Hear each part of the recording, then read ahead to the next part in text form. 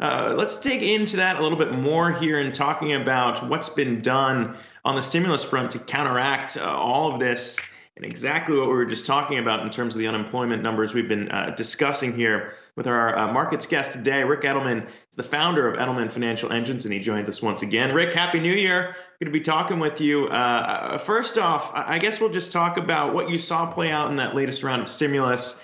The discussions right now, as Jess highlighted, seemingly not going to get to that $2,000 number for checks. But what do you make of what's been done so far and what more could be done when Joe Biden steps into the office?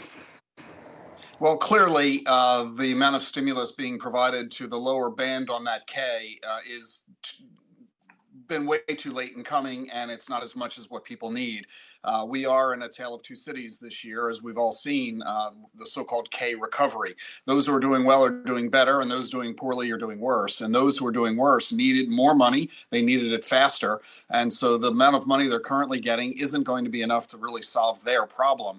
But there are concerns about the fact that as a result, you're likely going to see more stimulus coming from Washington. It largely is going to depend on what happens in the Georgia Senate races, because the Democrats clearly want to provide dramatically more stimulus than the Republicans. Will the Senate agree? And it depends who's controlling the Senate, so we'll have to wait and see. No question, all eyes are going to be on Georgia come next week because of those Senate races. But Ric, you talked about how this $600 that were included in direct payments in this most latest stimulus bill certainly isn't going to be enough for those who are experiencing the most pain. Come January, if the Senate is not tipped and those $2,000 that's being discussed right now do not come, then how significant is the downside right now if you look at the overall picture? Well, it's likely that, as everybody is telling us from the medical community as well as economic sectors, that the economy is going to get worse before it gets better.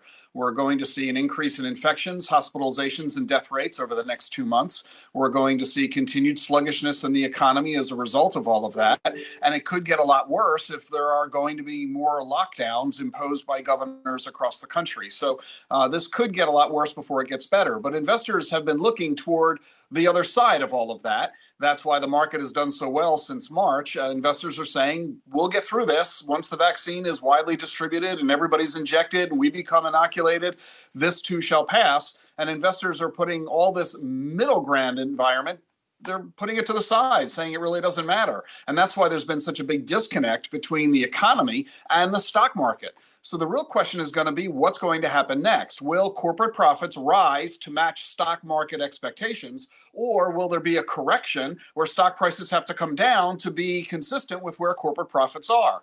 That's the big question that has yet to be answered. And it's going to be a very interesting series of a couple of months to find out which way it's going to go. Yeah, Ric, we've had a few guests come on here. Tom Lee talking about potentially a correction that we could see in the first half of next year. A few others mentioning the same thing there. It's tricky, I guess, to maybe pinpoint a catalyst, but it seems like the expectation has long been that those two Georgia runoffs are going to go the way, or at least one of them will go the way of the Republicans, giving them control of that chamber. So, I mean, is that maybe something that could trigger the correction you're talking about, or is it just maybe the delay in rolling out the vaccines that would be enough for investors to say, look, this isn't going as well as it should be if we're pricing things to perfection?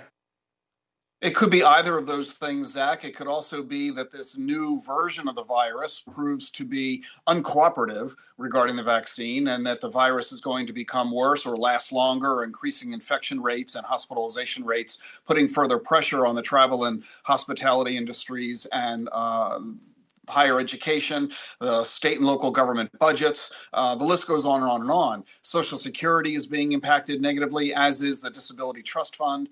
So it wouldn't take much. It's a fragile recovery. The stock market has been pricing in all the good news and seemingly discounted all the potential bad news, the black swans that could occur. So it could be a natural disaster, a terrorist act, aggression regarding China or Russia, something in the Middle East. I mean, who knows what it might be that could alter investor sentiment, let alone just the mere notion of profit taking. So who knows what the trigger might be? There might not be a trigger. Any trigger might be short-lived. You might get a 20% correction followed by another market increase like we saw from March to May. So it's hard to say what's going to happen or when, but we do need to recognize that it's not nearly as good as those on the upside of the K argue, and it is worse for those who are on the bottom side of the K, and those two are going to have to ultimately get reconciled. Yeah, I mean, when you talk about a black swan event, 2020 has taught us that we just can't see any of those coming, right? When you think about what the conversation was a year ago, nobody had a pandemic on the list of top risks. I want to go back to what Zack mentioned, though, about the slower vaccine rollout than anticipated. We're now looking at not being able to meet that 20 million that was initially expected, at least in this year.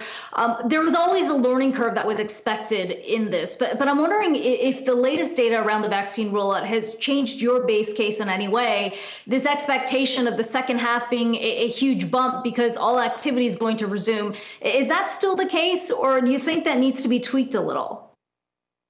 I think we need to temper our enthusiasm. It is an incredibly difficult logistic challenge to inoculate 320 million people here in the United States, and that's just the US. It has to happen around the world as well if we're going to resume global commerce the way that we had prior to the pandemic. So it's a logistic nightmare.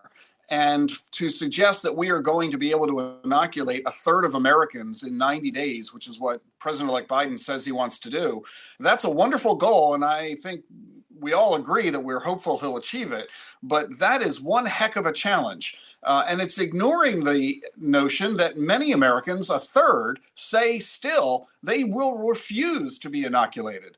So what is going to happen? Are employers going to require that workers be vaccinated before they're allowed back to work? Is the government going to require vaccination before you're allowed to go into public? The way you currently have to have a driver's license to drive a car, or a hunting license to hunt, or a dog license to have a dog. Will the government require a license and evidence that you've been inoculated? And what will be the consumer reaction to that? So it's going to be much more difficult than I think many people are anticipating, and difficulty translates into delay. And will the markets tolerate the delay to the economic recovery that the market has priced in already? Yeah, it could suggest more of a bumpy road, at least in Q1. Ric Edelman, the founder of Edelman Financial Engines. It's been great to have you on throughout the year. Wishing you a happy new year. And of course, hope to have you back on the show again soon.